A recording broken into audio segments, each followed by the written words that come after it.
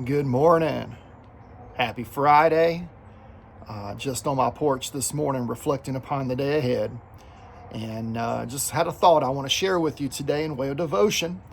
And I hope and trust this is a challenge to you and an encouragement and exhortation as we go about our rest of our week and our weekend.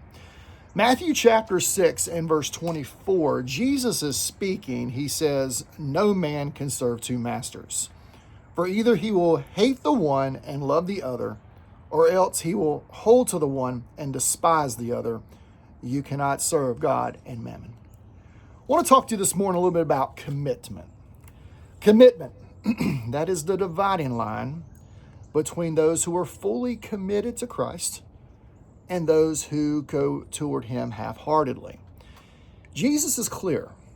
If you are to be a disciple of him, growing in him, you must deny yourself, take up your cross daily, and follow him. However, we have Christians, we have believers who still love this world and love Christ. If you look at rivalries in sports, you don't see fans who, like, for example, both Carolina and Duke, or New York or Boston, or there's rivalries.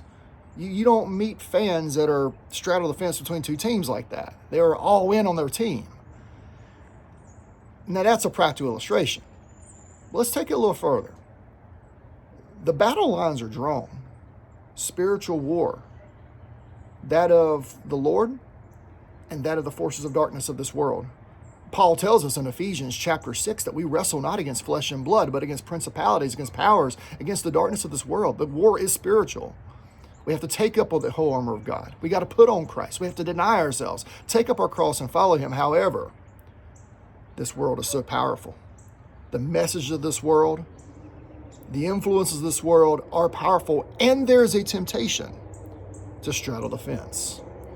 When you think about that, the truth is Jesus never called us to follow him halfway. You're either for him or against him. However, there is what's called half-heartedness. What grieves me as a pastor, and once again, I believe if every pastor's got their head on straight, it grieves them as well, to see half-hearted Christians giving just enough to what they need to do. They go through the motions, and there is no commitment, there is no devotion, there is no passion for the Lord.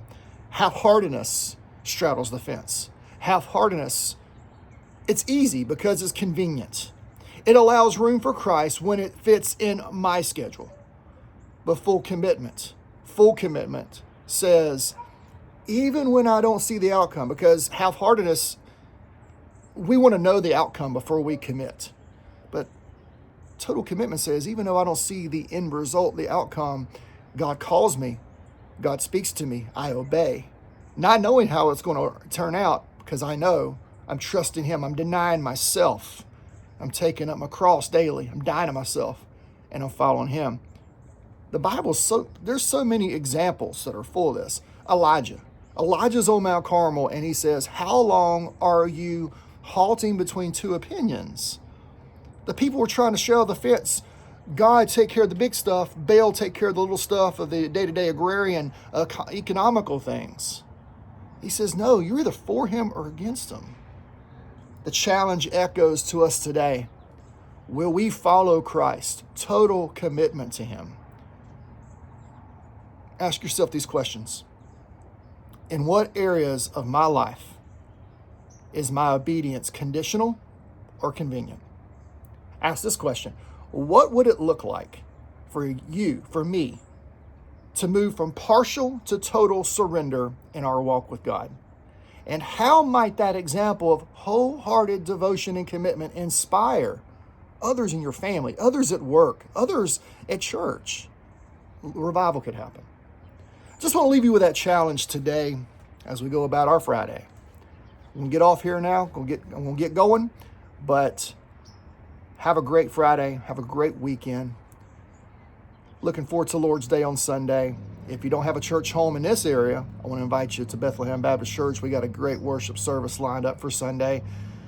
But if you are watching, in whatever area you're watching from, if you're not in church, find you a good Bible teaching, gospel preaching church that is doctrinally sound.